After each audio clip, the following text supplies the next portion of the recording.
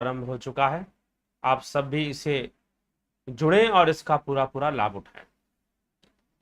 तो आज भी जो चर्चा का विषय है उपनिषदों पे आधारित तैत्तिरीय उपनिषद का 10वां व्याख्यान है ये, और विषय है जीवात्मा में ही आत्मा है। तो जीवात्मा में ही आत्मा है। वैसे तो जीवात्मा शब्द से भी प्रमाणित होता है कि जीवात्मा, और अब इसमें देखिए जीवात्मा क्यों कहा जाता है। जीव ही विज्ञान है। तैत्तिरीय उपनिषद में जीव को ही विज्ञान कहा गया है, विज्ञानमय कहा गया है। तो इस जीव को विज्ञान कहना और इस विज्ञान से परे, इस विज्ञान का भी आधार, इस विज्ञान, यह प्रकृति ही विज्ञान है। अगर हम अंग्रेजी के परिभाषा में जाएं, जो इंग्लिश डिफिनीशन है साइंस का, वो क्या है? Study of natural phenomenon. तो प्रकृति ही विज्ञान है, जीव ही विज्ञान है। तो जब हम अध्यात्म में या फिर हम अपने शास्त्रों में जब प्रकृति की बात करते हैं, तो वहां पर प्रकृति का अर्थ कोई बाहरी वनस्पतियां, नदी, पहाड़, जंगल, ये सब तो नहीं होते। प्रकृति का मतलब क्या होता है? प्रकृति का मतलब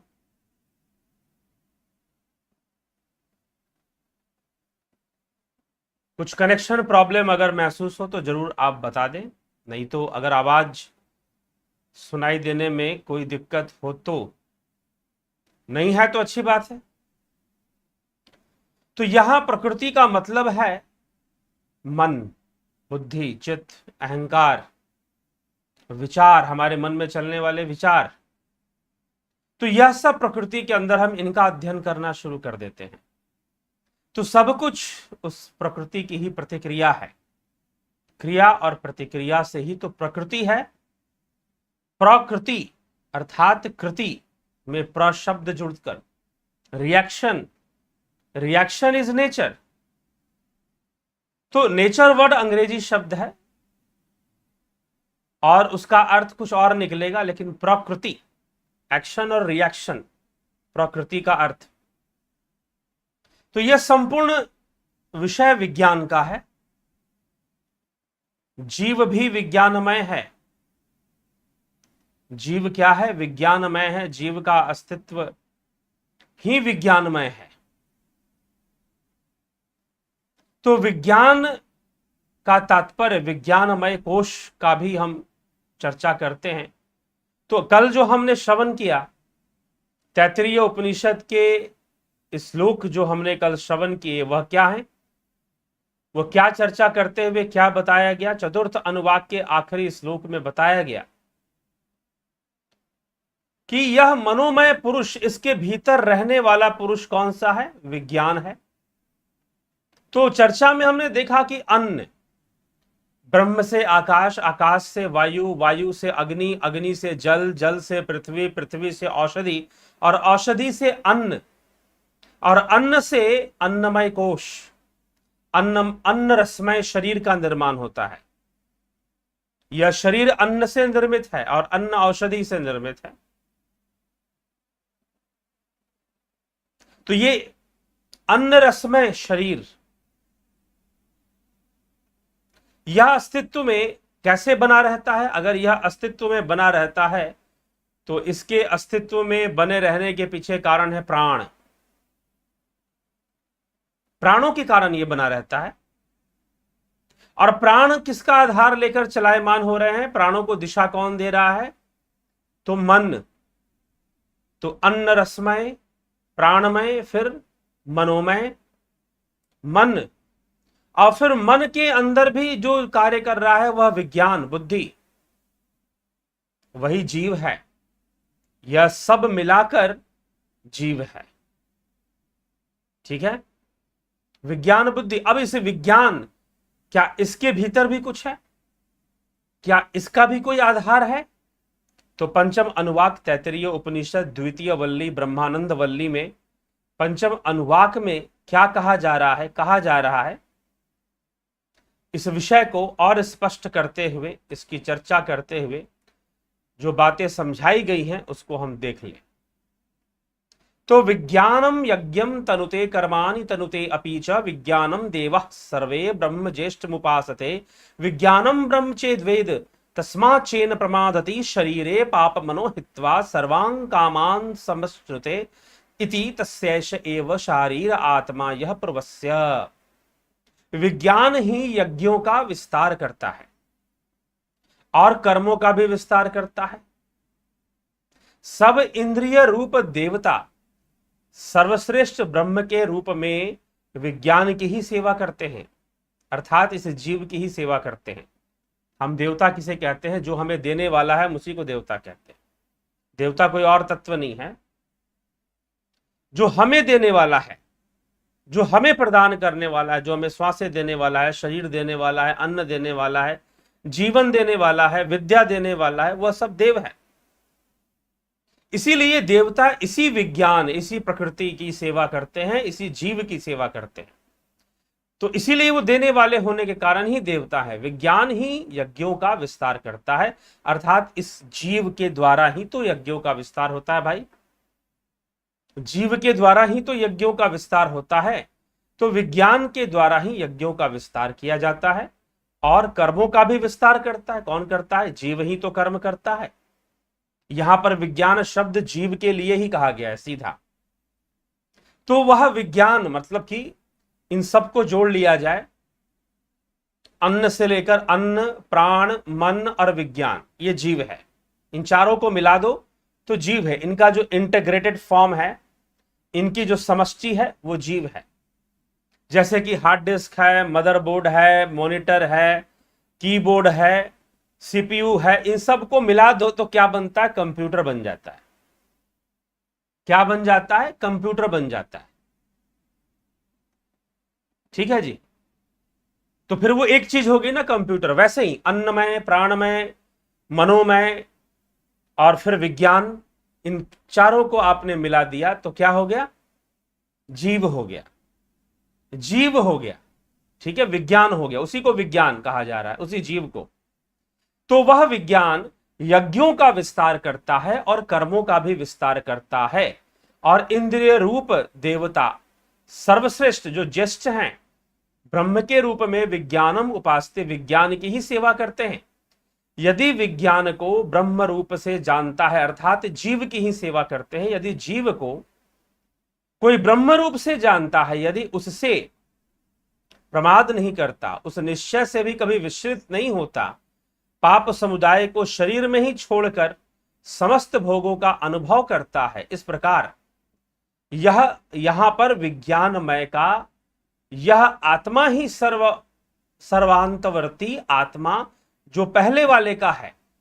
तो यह विज्ञानमय का आत्मा कौन है? विज्ञान किसका आत्मा है? पहले वाले का आत्मा है, मतलब मन का।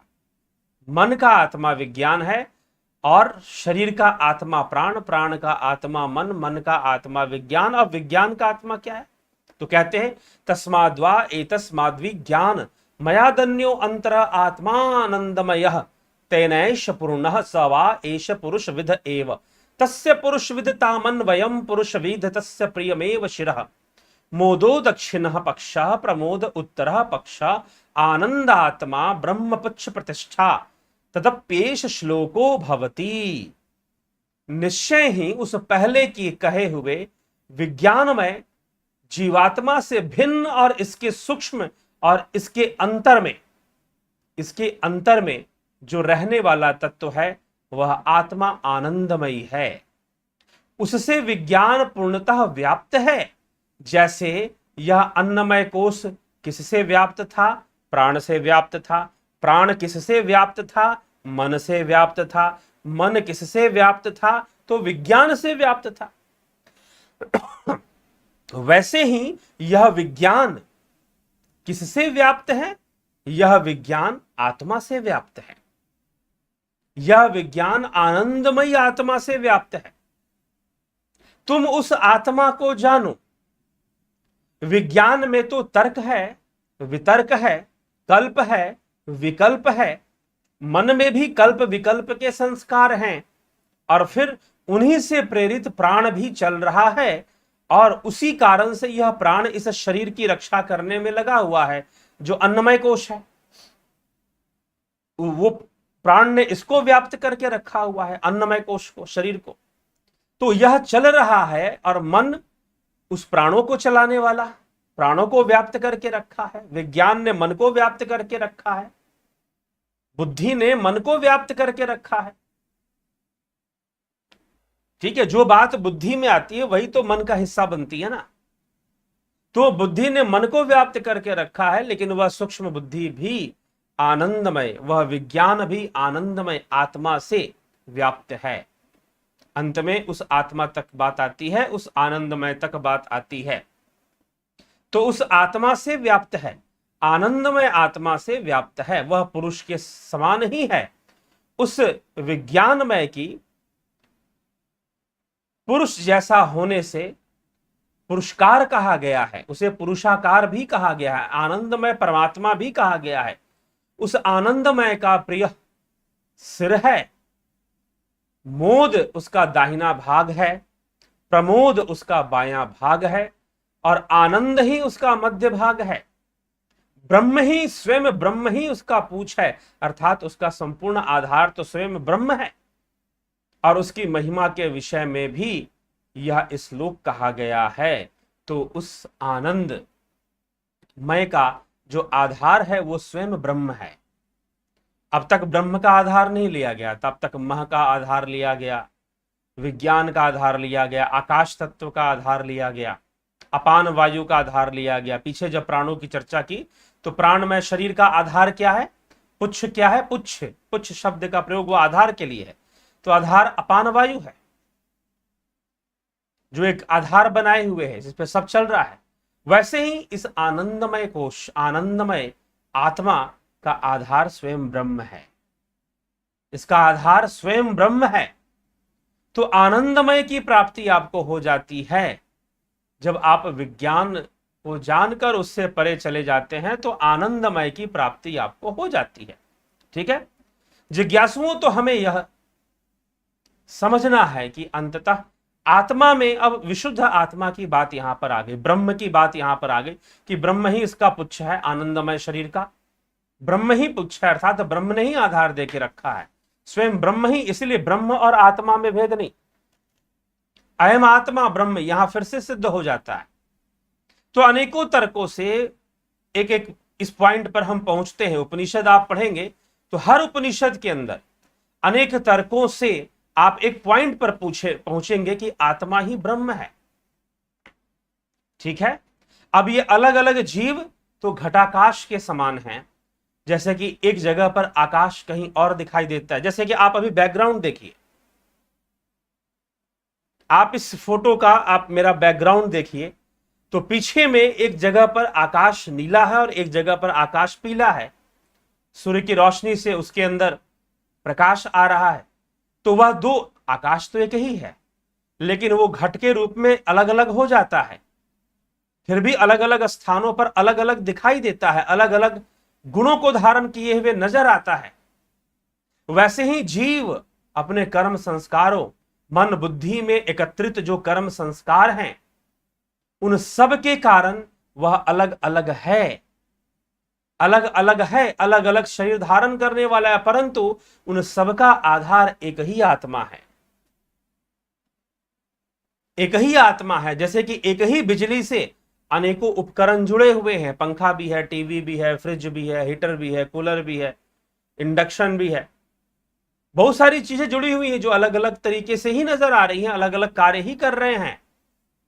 तो वैसे ही अन्नमय, प्राणमय, मनोमय, विज्ञानमय और अंततः आनंदमय आत्मा, आनंदमयी आत्मा की चर्चा यहां पर की जा रही है। तो ये सारी की सारी चीजें आपस में जुड़ी हुई हैं, और इन सबको मिलाकर जीव, और इन सबका आधार तो मूल आत्मा है, शुद्ध आत्मा है, ब्रह्म ही है। इसीलिए इस जीव को जीवात्मा कहते हैं। अब किसी ने प्रश्न किया, ये पापात्मा क्या होता है, पुण्य आत्मा क्या होता है? आप तो कहते हो आत्मा सर्वव्यापी है, तो फिर पापात्मा कौन, पुण्य आत्मा कौन? हाँ जी, ठीक है, देवात्मा कौन? तो इस प्रकार से देव आत्मा, पुण्य आत्मा, पाप आत्मा, पुक्त आत्मा, दुष्ट आत्मा, महात्मा, ये सब कौन लोग हैं भाई?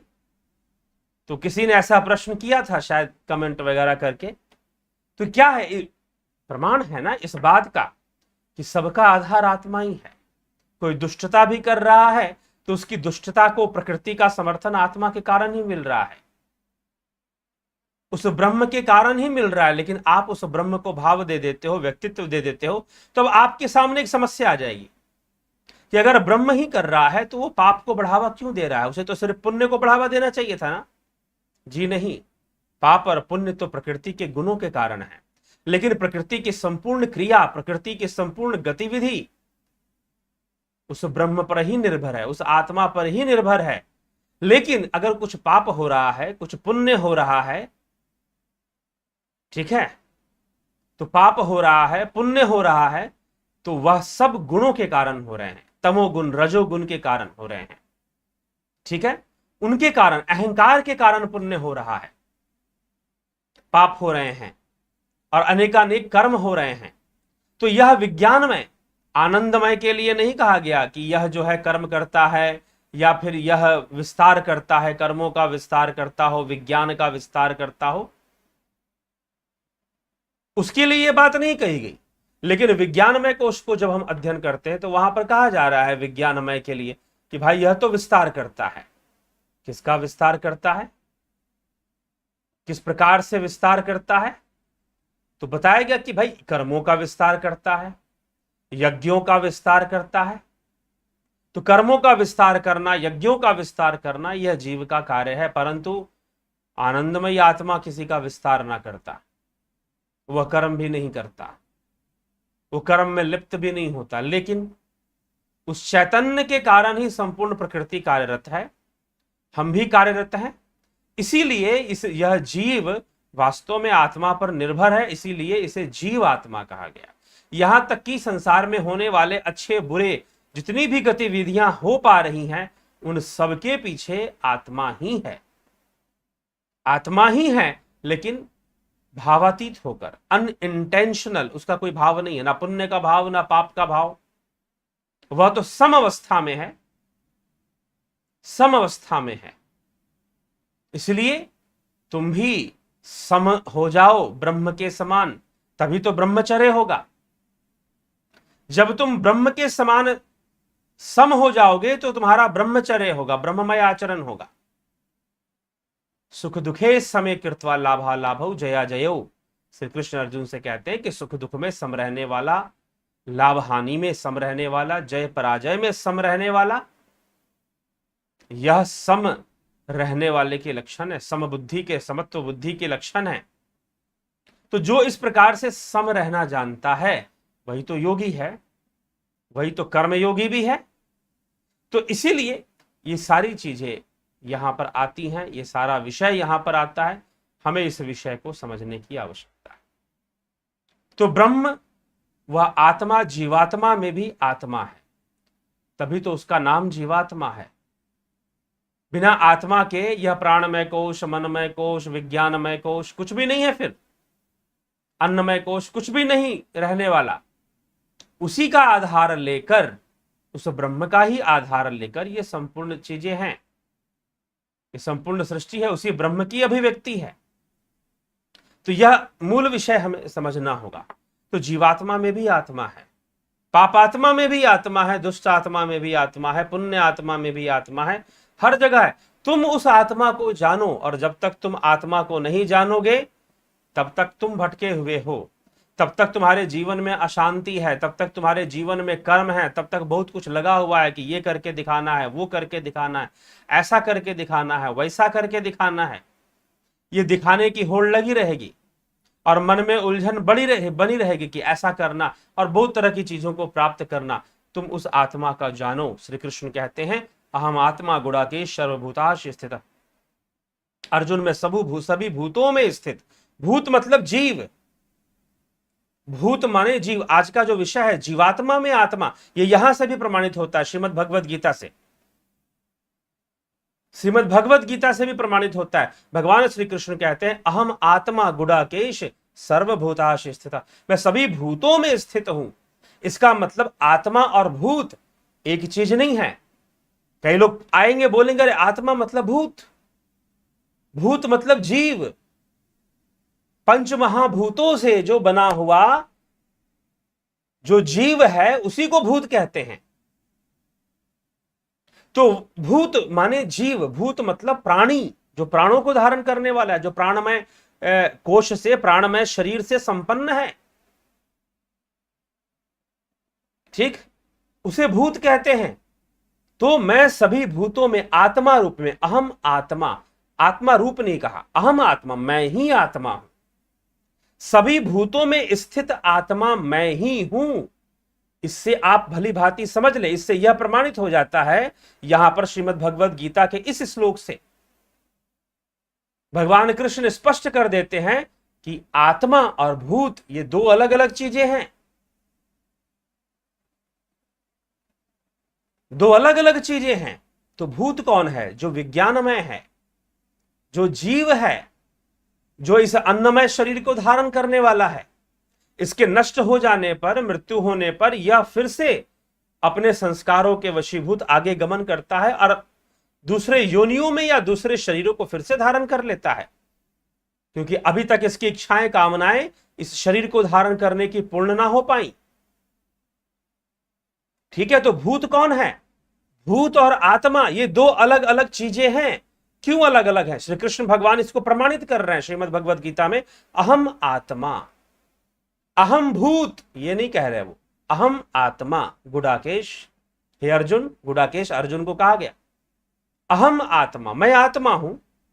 अहम आत्मा गुडाकेश सर्व भूतस्थिता, कि मैं सभी भूतों में स्थित हूं। इसका मतलब भूत और आत्मा में भिन्नता है, भिन्नता है। भिन्नता वैसे तो चलो सब कुछ ब्रह्म का ही विवर्त है, ब्रह्म की ही अभिव्यक्ति है, तो भूत भी उससे परे तो हो नहीं सकता। परंतु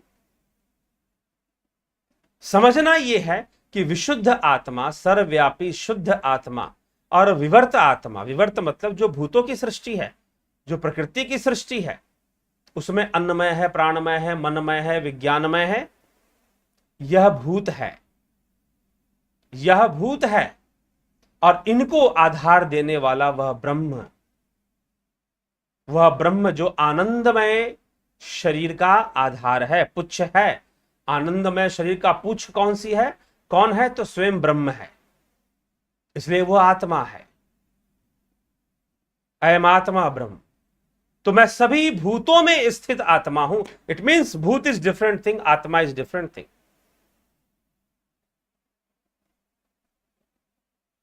ठीक, तो ये तो भूतों में स्थित होने से ही भूतों का अस्तित्व है ना।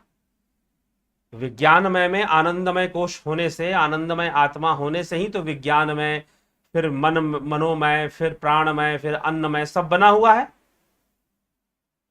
सब बना हुआ है जी। ठीक है, तो वह जीव है जिसका सब बना हुआ है। इस प्रकार से जब सभी कोशों का नाश करके मात्र आनंदमय में लीन हो जाओगे, आनंदमय में लीन हो जाओगे, तो निश्चय ही फिर क्या होगा? जीवन आनंद से भर जाएगा, मुक्ति ही सिद्ध हो जाएगी, फिर तो मुक्ति ही सिद्ध हो जाएगी। तो इसलिए जीवात्मा में भी आत्मा है, या इस प्रकार से यहां पर बताया जा रहा है कि जीवात्मा में आत्मा है, इसीलिए उसका नाम जीवात्मा है। आत्मा सब में है। अगर कोई दुष्ट व्यक्ति भी है, कोई पाप आत्मा भी है, दुष्ट आत्मा भी है, महात्मा भी है, तो वो तो सब में ही विद्यमान है। ठीक ना, हर जगह ही है वो। तो ये हमें समझने की आवश्यकता है, यह तथ्य हमें आत्मसात करने की आवश्यकता। इसीलिए आत्मा शब्द प्रत्येक वस्तु से जुड़ा हुआ है, प्रत्येक व्यक्ति से जुड़ा हुआ है। दुष्ट आत्मा भी हो जाता है, पाप आत्मा भी हो जाता है। भाई कि हर कर्म के पीछे आत्मा आधार है। हाँ, वो करवा नहीं रहा है, किसी से वो पाप नहीं करवाता, किसी से वो पुण्य नहीं करवाता, लेकिन जो कुछ भी हो रहा है उसका कारण वही है। जो कुछ भी हो रहा है उसका कारण तो वही है। लेकिन वो किसी से कुछ करवाता नहीं, ना किसी से पाप करवाता है, ना किसी से पुण्य करवाता है। लेकिन अगर कुछ भी हो रहा है तो वो उसी कारण से हो रहा है। ठीक है, अब बिजली है, बिजली से आप क्या क्या प्रयोग में ला रहे हैं ये अलग बात है। आप बिजली का दुरुपयोग कर रहे हैं, सदुपयोग कर रहे हैं, उससे क्या क्या कर रहे हैं, क्या क्या चला रहे हैं, ये तो आप पे निर्भर है। लेकिन यह बिजली उससे मतलब नहीं रखता, लेकिन बिना उसके कोई काम नहीं होने वाला। तो आत्मा तत्व रूप में है, इसीलिए वो सबका आधार है, सबका पुच्छ वही है, उसी से सब कुछ हो रहा है, वही सबको बेस देने वाला है, आधार देने वाला है, जिसके आधार पर सब कुछ टिका हुआ है। प्रकृति की सारी क्रियाएं, माया के सारा कर्म विलाप सब इसी पर टिका हुआ है। ठीक, क्रियाकलाप सब इसी पर टिका हुआ है। ठीक, तो ये हमें इस विषय को स्पष्ट करके रखने की आवश्यकता है। तो कई बार लोग भ्रमित रहते हैं कि आत्मा तो भटकती है, आत्मा तो शरीर छोड़कर जाती है, आत्मा ये आत्मा वो, बहुत तरह की बातें होती हैं। चलिए विक्रम सिंह जी, आपकी टिप्पणियां देख ले, कमेंट्स। विक्रम सिंह जी, अभिनंदन भुवन राय जी, अगर संभव हो तो आप अव्यक्त ब्रह्म, शब्द ब्रह्म और अजपा नाम पर भी चर्चा करने की किए हुए हैं। पहले भी चर्चा हो चुकी है अजपा के ऊपर, और विशेष कर अजपा ऐसा शब्द नहीं, बात नहीं है कि समझ में आ जाए। इसीलिए अजपा को बेहतर तरीके से जिन लोगों ने कोर्स ज्वाइन किया है, जुपिटर सन और ध्यान योग का कोर्स कर रहे हैं, उनको इसकी चर्चा बहुत अच्छे से मिलती है कि अजपा क्या है, अव्यक्त ब्रह्म क्या है। ठीक है, अव्यक्त ब्रह्म पर भी चर्चा है, गीता में ही चर्चा है, गीता के व्याख्यान में भी जाएंगे आप हमारे, तो वहां पर भी अव्यक्त ब्रह्म की चर्चा मिल जाएगी। ठीक, तो चलिए शब्द ब्रह्म अजपा नाम पर भी चर्चा। हाँ, बलदाऊ नाथ योगी जी, अभिनंदन, जगदीश लाल जी, जगत नारायण जी, MRC वीना स्वामी जी, वंदन करती हूँ। आज प्रथम बार लाइव हूँ, पर वीडियो काफी देख चुकी हूँ। आनंद आता है, जरूर लाभ उठाइए, अवश्य लाभ उठाइए। शर्मानंद पंडित जी, राम राम जी, सरोज कृष्णानी जी, अभिषेक शर्मा, अजित भाई पटेल, बलवंत सिंह गोहिल, भरत छबलानी, माधुरी कोल्हे, स्मिता सावंत, सबका बहुत स्वागत। गोपाला जी, आपका भी बहुत बहुत स्वागत है। किरण शर्मा जी, राम निवास मीना जी, अभिनंदन। विश्व यात्री जी, पिंटू वासवा जी, शर्मानंद पंडित जी, गुरु जी, इस संसारी जीवन में ना चाहते हुए भी इंसान से कुछ गलतियां हो जाती हैं, तो क्या उन गलतियों को योग के द्वारा भरपाई करते हुए आत्मा तक पहुंचा जा सकता है? बिल्कुल पहुंचा जा सकता है, बिल्कुल पहुंचा जा सकता है। उषा श्रीवास्तव जी, रजनीश बर्फानी जी, अवनी भट्टाचार्य जी, रचना जी, ओम प्रकाश माली, संजय कंबाट, बद्रीलाल जी, गुरु जी, पेट में पथरी होती, वह पथरी कैसे उत्पन्न होती? वह छोटे बच्चे में भी हो रही है, विकार है, शरीर का विकार है, और कौन क्या है इसके पीछे? तो विकारों से बचना चाहिए जहां तक संभव है। बाकी तो सुख दुख सब कर्मों के ही वशीभूत है, वहीं से प्राप्त होते। ज्योति दत्ता, रूपलाल विश्वकर्मा, राजू पाल, कन्हाय कुमार, योगेंद्र पंडित, दादा खचर, अभिनंदन, मनोज सुखीजा, सुशांत दास, आमिर सिंह, भीखू खुचाड़िया, मदन लाल प्रजापत, ओम प्रणाम गुरु जी। ईश्वर जिसका नाश नहीं होता, जिसका नहीं होता, नाश नहीं होता, जिसका नहीं होता, वह आत्मा, और आत्मा किसी पर कृपा नहीं करती। तो ईश्वर कृपा, ईश्वर कृपा किसे कहते हैं? ईश्वर कृपा, यह जीवन ही ईश्वर कृपा है। ठीक, करने वाला अंततः ईश्वर ही है ना, सबका कारण तो ईश्वर ही है। जो कुछ भी हो रहा है उन सबका कारक तो ईश्वर है, निश्चय रूप से ईश्वर है, लेकिन वो पक्षपाती नहीं है। तो इसी कारण से ईश्वर कृपा कहा जाता है कि भाई अंत में अगर मान लीजिए प्रकृति या फिर ग्रह आदि भी हमें कुछ दे रहे हैं, तो वह सब भी ईश्वर पर निर्भर हैं। ये तो आज भी इस पर बताएगा कि हाँ जी निर्भर हैं। ठीक है, तो ये विषय है, इसको हमें समझना पड़ेगा।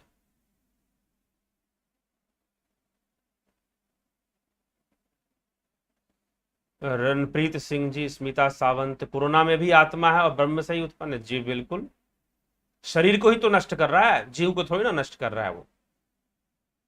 राम राम। MRC वीना स्वामी जी, प्राणों की उत्पत्ति किससे हुई है, विश्लेषण रूप से जानना चाहती। इस पे वीडियो बनी हुई है, आप उसे जरूर सुने। प्राण कैसे उत्पन्न हुए हैं, इस पर वीडियो बने हुए हैं।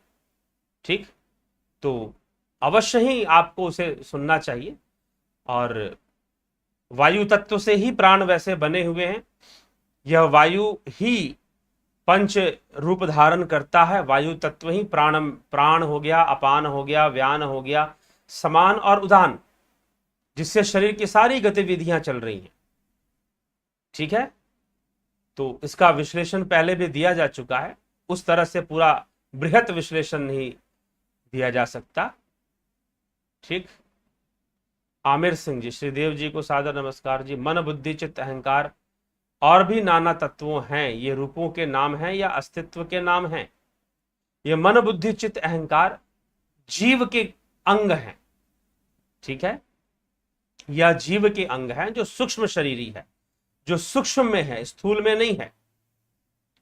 ठीक, तो ये तत्व हैं। जब हम बात करते हैं प्रकृति के तत्वों की, जब हम बात करते हैं प्रकृति के विकास की, हम बात करते हैं विकासवाद, सांख्य शास्त्र का विकासवाद, सांख्य दर्शन का विकासवाद, तो उसमें प्रकृति से ही ये तत्व विकसित होते हैं। बुद्धि, अहंकार, मन, ज्ञान इंद्रियां, कर्म इंद्रियां उसी से विकसित होते हैं।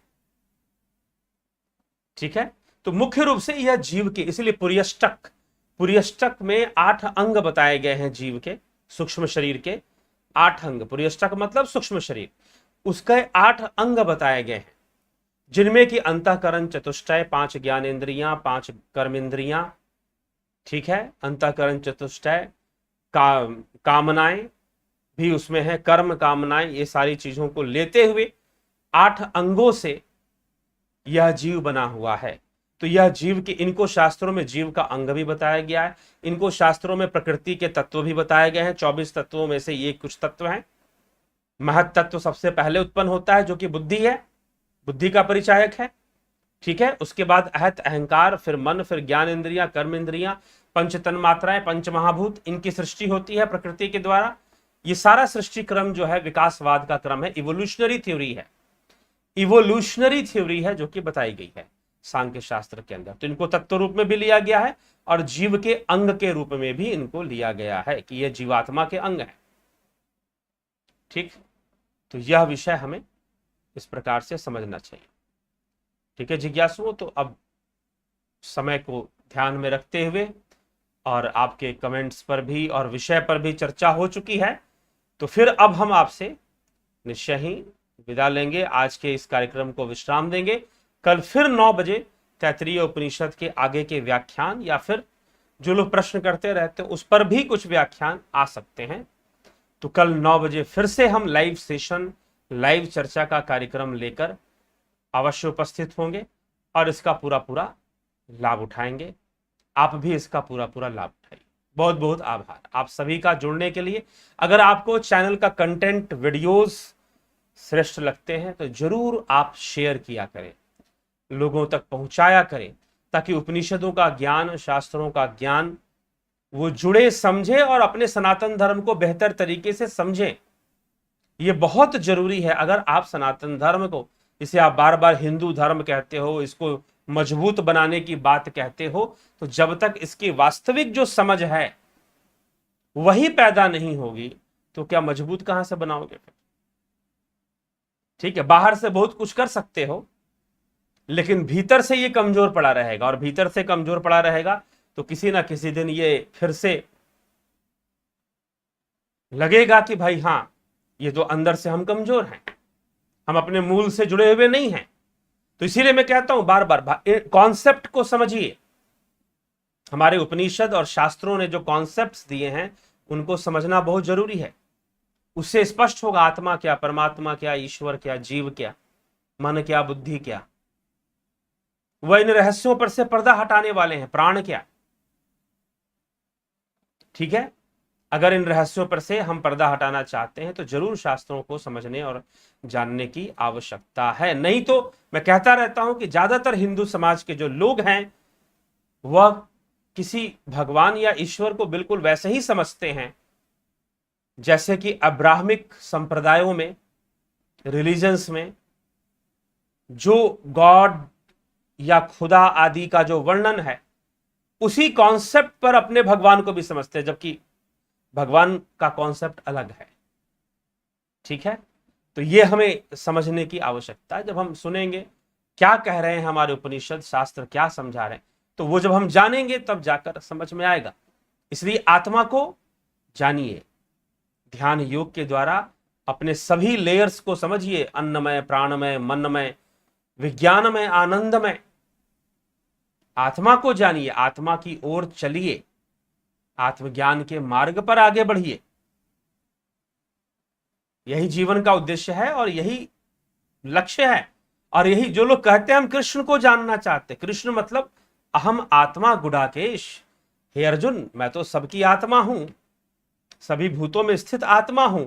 उस आत्मा को जानोगे तो कृष्ण को भी जान जाओगे, राम को भी जान जाओगे, शिव को भी जान जाओगे, विष्णु को भी जान जाओगे। अगर उस आत्मा को जान गए तो उसको जानने के लिए जो प्रयास बताया गया है, उसको जानने के लिए जो मार्ग बताया गया है, जो प्रयास बताया गया है, उस पर चलिए, वही ध्यान योग है।